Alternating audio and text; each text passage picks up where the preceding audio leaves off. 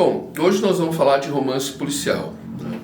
Então, se você gosta, se você quer escrever, né, a gente vai dar um pouco os detalhes de como funciona o romance policial. Bom, basicamente, o romance policial tem duas coisas, e parece até meio bobo falar delas, que um é o policial, essencialmente, e o outro é o crime, né? Se bem que existem subgêneros dentro do policial que você pode ter o detetive particular e não simplesmente o policial, a força policial, né? A questão do detetive particular, qual é? O detetive particular, ele vai ter certas liberdades além do que o policial não vai ter, né? Porque se você for fazer o policial, você vai ter que se ater até certo ponto, mas efetivamente conhecer as leis e como funciona a polícia do seu país, né? Não adianta, por exemplo, pegar um policial militar fazendo investigação. O policial militar não faz investigação, quem faz investigação é o policial civil, né? Ou é a Polícia Federal, então você não vai poder fazer isso, né?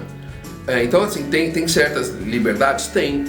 Mas também você não pode fazer o que você quiser porque é o detetive particular, porque ele também ele é um civil que é determinado pela lei, né? Então, do mesmo jeito que você, né, uma pessoa comum ou um personagem que não é nada, pode fazer uma investigação, claro que ele pode fazer uma investigação, mas ele também não pode, porque ele não é um policial, né?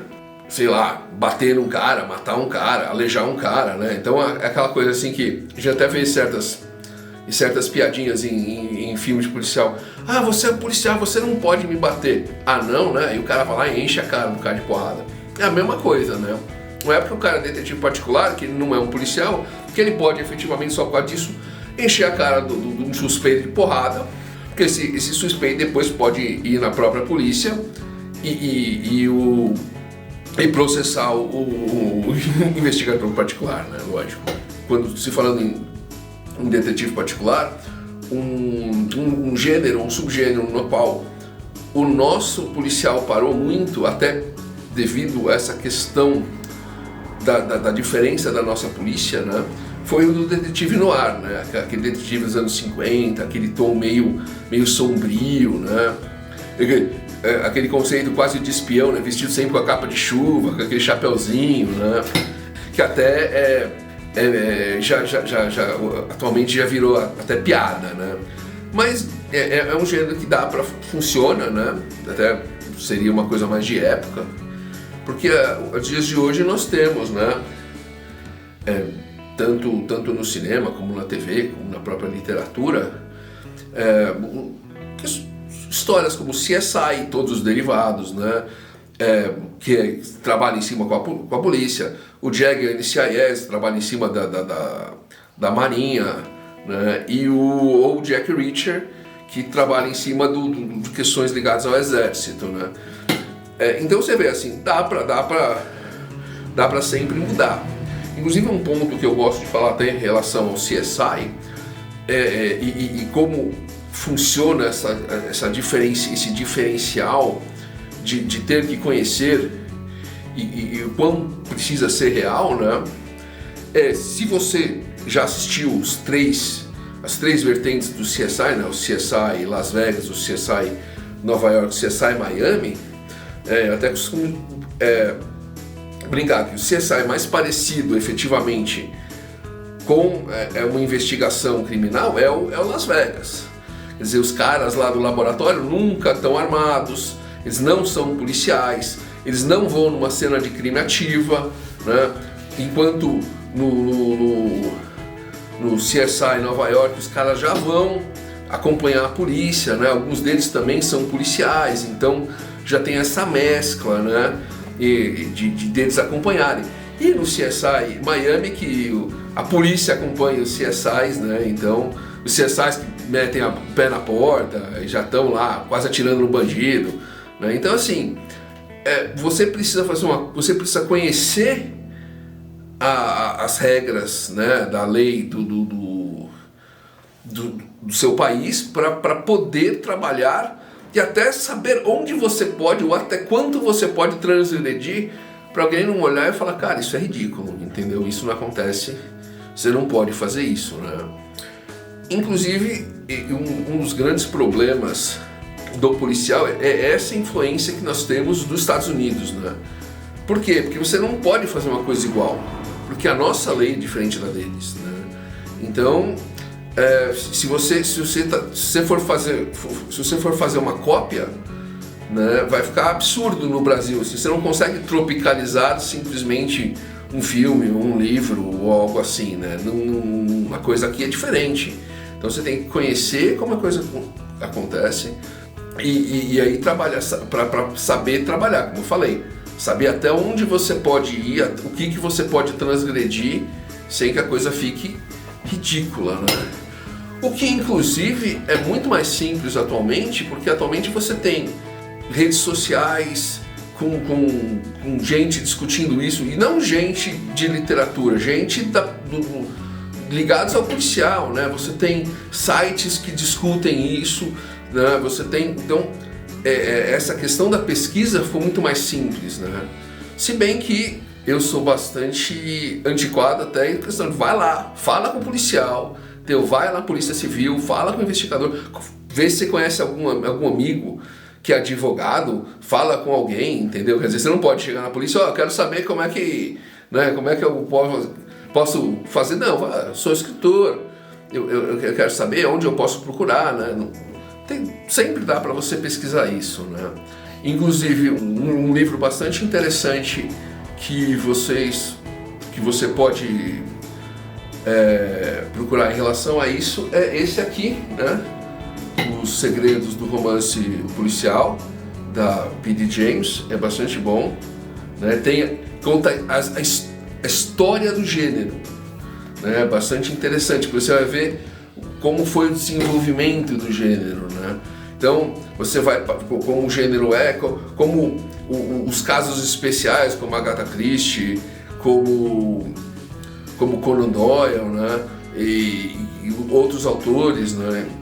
Inclusive, um ponto bastante interessante dentro da história disso, do romance policial, foi que vários autores dessa época, né, eles faziam parte de um clube chamado-se Detection Club, né, e lá por volta de 28, 29, quase 100 anos atrás, né, um dos autores, o Ronald Knox, ele criou uma lista do que você poderia ou não poderia fazer, né, dentro do romance policial. Claro que, se for para pensar que a lista tem quase 100 anos, ela está um pouco defasada, mas de qualquer maneira acho que é válido a gente conhecer. Que é o quê? O criminoso, primeira regra, o criminoso tem que aparecer na primeira metade da história, mas ele não pode ser alguém que se sobressaia, né? Então, você não pode achar, esse aqui vai ser o criminoso, mas ele precisa aparecer, porque senão fica aquela coisa parecendo que tirou o criminoso do nada, né? Vocês não sabiam que era aquele cara ali que ninguém nunca viu, não. O segundo ponto, não pode ter fatos sobrenaturais, tudo tem que ser explicado naturalmente, não pode ter fantasma, não pode ter nada. Só policial, né? Em qualquer que seja a história, só pode ter um quarto secreto ou uma passagem secreta, porque senão começa a exagerar, né? A coisa começa a ficar parecendo, né, fantasia, né? Se for usar um veneno, né, o quarto ponto é, se for usar um veneno, esse veneno precisa ser explicado e o modo que esse veneno foi colocado precisa ser explicado de modo a ser completamente lógico para o leitor, né? Não aconteceu, é meio místico, né? Não pode, né? Não pode. A quinta regra, a regra até engraçada, não pode ter nenhum chinês, né? Na verdade isso é uma coisa bastante de época, porque quando lançou estava na moda um autor que ele tinha um gênero do crime que era o Fu Manchu, né? Então, para você não ter cópia desse vilão, né, ele colocou essa regra de não ter chinês. Então, assim, não é dizer que é preconceito, não é nada, é simplesmente para você não copiar uma coisa que já tinha feito. Então essa regra, ela valia 100 anos atrás, né? Hoje você pode fazer qualquer coisa. De qualquer maneira, o detetive não pode cometer nenhum crime, né? Então o detetive tem que ser um cara do lado certo da lei, né? Ele não pode ser ajudado por nenhum acidente, né, ou acaso. Na verdade, isso é um ponto que eu falo que vale para qualquer história, porque às vezes a gente encontra um amigo por acaso e nossa, eu não vejo você há anos, não sei o quê. Normal, porque você sabe que ninguém está escrevendo a sua história, ou pelo menos você acha. Agora, num livro tem um autor escrevendo história, então não existe acaso, né? O leitor colocou aquilo para ajudar o mocinho, então não pode, né? 8ª regra: todas as pistas têm que ser explicadas, né? A 9ª regra é que o amigo leigo, né? Então, tipo o Watson, no caso Sherlock Holmes, ele não pode esconder nenhum pensamento do leitor, né? Então, porque senão vai ficar aparecendo a questão do primeiro ponto, do criminoso não aparecer e só aparecer depois, e você fala, o cara não apareceu, ele apareceu no nada, né? Você tem que mostrar ele para que o leitor entenda, né, que ele já existia antes de você colocar ele como vilão, né? E a 10ª é: não pode ter gêmeos ou sósias, a não ser que isso seja bastante explicado a história, porque senão fica aparecendo aquelas saídas, não era ele, era o gêmeo, né? Ele tinha um gêmeo, então o outro cometeu o crime, e enquanto um tava fazendo o álibi, você fala, não, também fica, isso é forçado. E você pode ver que, apesar, por exemplo, da 5ª regra do chinês ser meio fora de moda, né, porque a gente já não tem mais esse conceito do Dr. Fu Manchu, todas as outras regras são bastante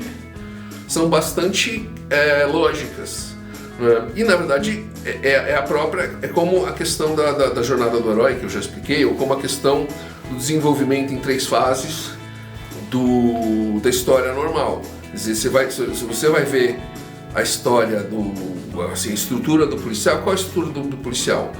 Você pode ter o policial e acontece o crime, ou você pode ter o crime e surge o policial. De qualquer maneira, é evidente, o policial pode ser avisado do crime e depois você vai ver o crime, ou você pode ver o crime e o policial vai ser avisado do crime e aí ele vai. Então, independente dele ser um policial ou um detetive particular, você vai ter a presença do crime, depois o surgimento do policial, aí você vai ter a investigação, né? Então, você vai mostrar toda a investigação, como as pistas estão sendo achadas, como elas foram desenvolvidas, e finalmente a conclusão. Então você percebe que trabalha exatamente o conceito de história em 3 fases, né? A primeira fase é o policial e o crime, ou o crime e o policial, né? Ele sai, né, do mundo real dele, né, e começa a investigação, e ele vai investigando até que chega num ponto que a história vai ser concluída, né? Claro, e você pode ver que é bastante genérico isso, evidente, né? E pode entrar em qualquer história. Pode ser uma história mais de mistério, pode ser uma história mais de investigação, uma coisa mais de Sherlock Holmes, pode ser uma história, um monte de violência, um monte de ação, tudo pode. Você pode ver que a estrutura ela funciona, ela é um guia, né, de como você pode fazer. Então, por exemplo, você pega a própria questão do Jack Reacher, quer dizer, aparece o Jack Reacher, né, no comecinho da história, aí acontece alguma coisa, aí você vai ver acontecer um crime, né, ou acontece o crime, aí o Jack Reacher aparece, porque ele viu o crime aconteceu, né, aí ele e a outra investigadora, nos 2 filmes que aconteceu deles, em vários dos livros também, você vai ter um outro investigador com ele, porque ele é quase um detetive particular, né? Porque ele não é, ele é um civil, né? Eles vão investigando até chegar à conclusão, vai ter um monte de porrada, vai ter um monte de vilão, um monte de coisa, aí percebe que a estrutura geral, o guia está aqui, né? E como sempre, né, a gente tem que atualizar a nossa história. Então, por exemplo, até eu nem comentei, porque eu vou dizer que ser sincero, nunca assisti, teve o CSI Cyber. Por quê? Porque de uns tempos para cá, também começaram a acontecer cybercrimes. Então, você tem que se adaptar a essa realidade, a sua história tem que se adaptar à nossa realidade, né? E tanto quanto ao desenvolvimento, como a cultura, como ao tempo, né? E antes que você diga, até em relação à questão da essência dos americanos, ou dos americanos dominando, né? Eu mesmo já comentei isso em artigos, de como um policial nórdico, alguns anos atrás, entendeu? Quase chegou a tomar o lugar do policial americano. Chegou e se tornou best-seller, dominando o mundo, né? Então, são histórias escritas por autores noruegueses, finlandeses, né? Por quê? Porque o mundo está interessado nisso. Então, por que não escrever um policial brasileiro, né? E, como sempre, se você gostou do material do que nós estamos apresentando, né, curte o vídeo, comenta se você tem alguma dúvida ou alguma coisa que você gostou mais, compartilha com aquele seu amigo que gosta de policial e de repente está escrevendo uma aventura policial, e bom, nos vemos no nosso próximo vídeo.